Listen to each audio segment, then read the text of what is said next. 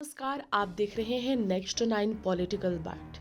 मैं तृप्ति आप सबके लिए लेकर आई हूँ ये खास रिपोर्ट डॉक्टर भीमराव अंबेडकर को लेकर। आपको पता ही है डॉक्टर भीमराव अंबेडकर को लेकर किस तरह से बीते दिनों राज्यसभा में संविधान की चर्चा के बीच केंद्रीय गृह मंत्री अमित शाह की तरफ से दिए गए भाषण को आपत्ति करार देते हुए विपक्षी दलों ने भाषण के खिलाफ आपत्ति जाहिर करते हुए भाषण को अंबेडकर के अपमान करार देते हुए पूरे देश भर में देशव्यापी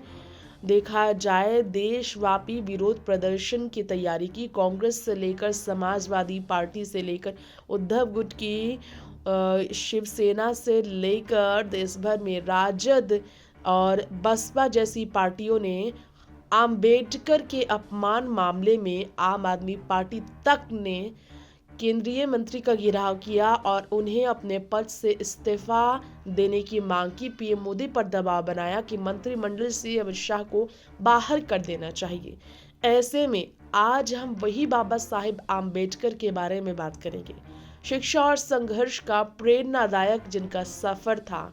आइए हम उनके बारे में बताते हैं जो आज की युवा पीढ़ियों को आगे बढ़ने में काफी ज्यादा मददगार है। उनके जीवन काल का वो समय डॉक्टर भीमराव अंबेडकर को भारत के संविधान के निर्माण में अहम भूमिका के रूप में जाना जाता है।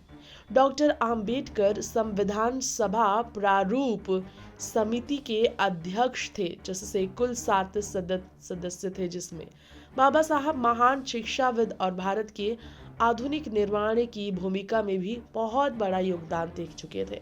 उनके पास 30 से ज्यादा डिग्रियां दुनिया के प्रसिद्ध यूनिवर्सिटियों से प्राप्त थी। आपको हैरानी हो सकती है ये जानकर, लेकिन सच है ये।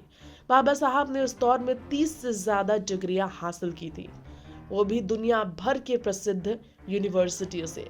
बाबा साहब भीमराव अंबेडकर केवल वंचित तबकों के मसीहा ही नहीं थे, बल्कि महिलाओं के समान अधिकारों के लिए जीवन भर उन्होंने संघर्ष किया था। बाबा साहब की विद्वता और उनकी शैक्षणिक उपलब्धियां भारतीय युवाओं के लिए प्रेरणा और आकर्षण का विषय आज भी बनी है। क्यों, आइए बताते हैं। दरअसल बाबा साहब डॉक्टर भीमराव अंबेडकर का जन्म 14 अप्रैल 1991 को हुआ था। माफ कीजिएगा, 1891 को हुआ था। 14 अप्रैल 1891। वह अपने माता पिता की 14वीं और अंतिम संतान थे। उनसे पहले उनके माता पिता के 13 और संतान थे। डॉक्टर बाबा साहब अंबेडकर के पिता के बारे में बात करें तो वह सूबेदार रामजी मालोजी सकपाल थे। ब्रिटिश सेना में सूबेदार थे वो। बाबा साहब के पिता संत कबीर के अनुयायी भी थे और वे बेहद सुविज्ञ भी थे।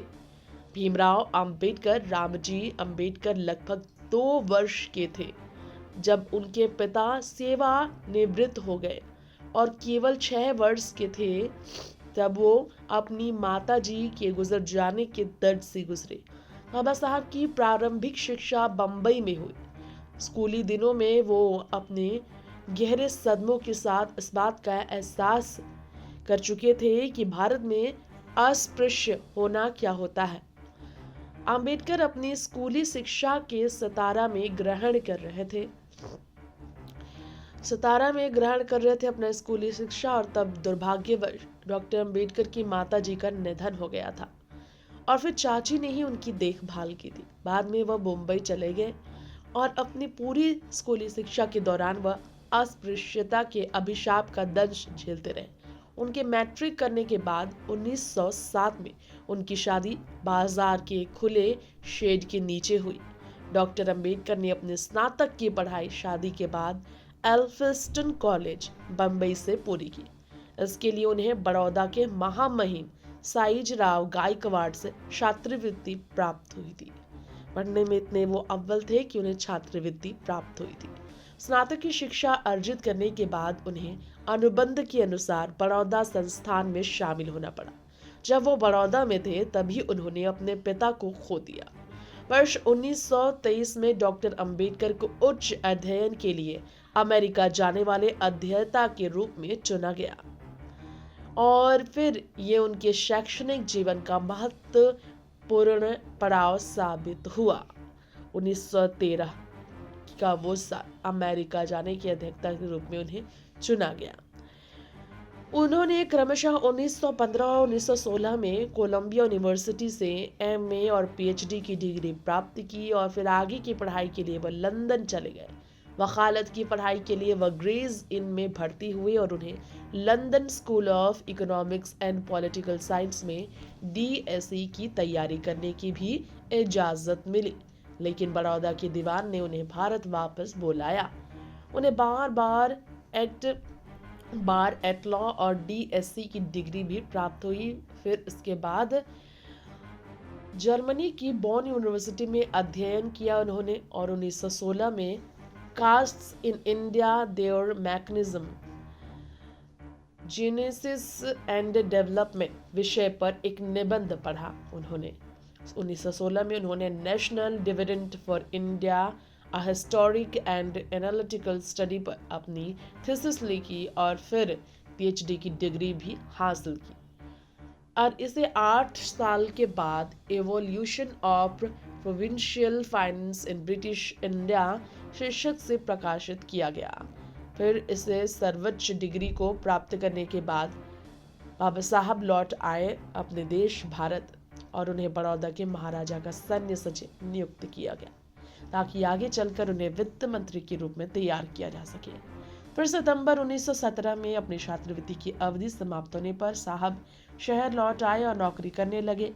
शहर में थोड़े ही समय नवंबर 1917 तक रहने के बाद बम्बई रवाना हुए। वो अस्पृश्यता के कारण अपने साथ हुए दुर्व्यवहार ने उन्हें नौकरी छोड़ने के लिए विवश किया।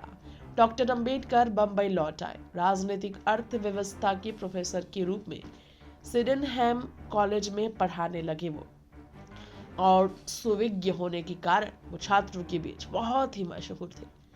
फिर लंदन में कानून और अर्थव्यवस्था की पढ़ाई दोबारा शुरू करने के लिए उन्होंने अपने पद से इस्तीफा दिया। कोल्हापुर के महाराजा ने उन्हें आर्थिक सहायता दी और 1921 में उन्होंने provincial decentralisation of imperial finance in British India पर अपनी थीसिस लिखी। लंदन यूनिवर्सिटी से एमएससी की डिग्री प्राप्त की और फिर कुछ समय जर्मनी की बॉन यूनिवर्सिटी में बिताया और 1923 में उन्होंने डीएससी के लिए अपनी थीसिस प्रॉब्लम ऑफ रूपी, इट्स ओरिजिन एंड सॉल्यूशन प्रस्तुति की। 1923 में उन्हें वकीलों के बारे में बुलाया गया और बताया गया। 1924 में इंग्लैंड से लौटने के बाद उन्होंने दलित वर्गों के कल्याण के लिए एक एसोसिएशन की शुरुआत की जिसमें सर चीमन लाल सेतलवाड़ अध्यक्ष और डॉक्टर अंबेडकर चेयरमैन थे। एसोसिएशन का तात्कालिक उद्देश्य शिक्षा का प्रसार करना था, आर्थिक स्थितियों में सुधार करना और दलित वर्गों की शिकायतों का प्रतिनिधित्व करना और नए सुधार को ध्यान में रखते हुए दलित वर्गों की समस्याओं को हल करने के लिए 3 अप्रैल 1927 को बहिष्कृत भारत समाचार पत्र उन्होंने शुरू किया। 1928 में वह गवर्नमेंट लॉ कॉलेज बंबई में प्रोफेसर बने और 1 जून 1935 को वह उसी कॉलेज के प्रिंसिपल बने। 1938 में इस्तीफा देने के तक उसी पद पर वो बने रहे। 13 अक्टूबर 1935 को नासिक जिले के येवला दलित वर्गों का एक प्रांतीय सम्मेलन आयोजित किया। उन्होंने सम्मेलन में यह घोषणा करके हिंदुओं को हतप्रभ कर दिया कि मैं हिंदू धर्म में पैदा हुआ लेकिन हिंदू के रूप में नहीं मरूंगा।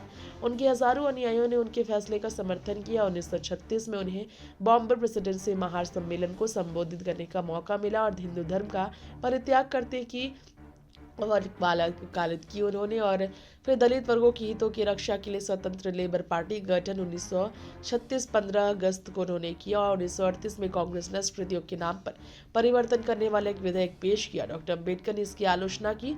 उनकी दृष्टिकोण था कि नाम बदलना समस्या का समाधान नहीं है। 1942 में उन्हें भारत की गवर्नर जनरल की कार्यकारी परिषद में लेबर सदस्य के रूप में नियुक्त किया गया। 1946 में बंगाल से संविधान सभा के लिए चुने गए और फिर अपनी पुस्तक हूर पर शोध प्रकाशित की। उन्होंने आजादी के बाद 1947 में देश के प्रथम प्रधानमंत्री श्री जवाहरलाल नेहरू की पहली कैबिनेट में विधि एंड न्याय मंत्री नियुक्त किया गया। 1951 में कश्मीर मुद्दे, भारत की विदेश नीति, हिंदू कोड बिल के बारे में प्रधानमंत्री नेहरू की नीति से मतभेद व्यक्त करते हुए मंत्री पद से उन्होंने इस्तीफा दिया।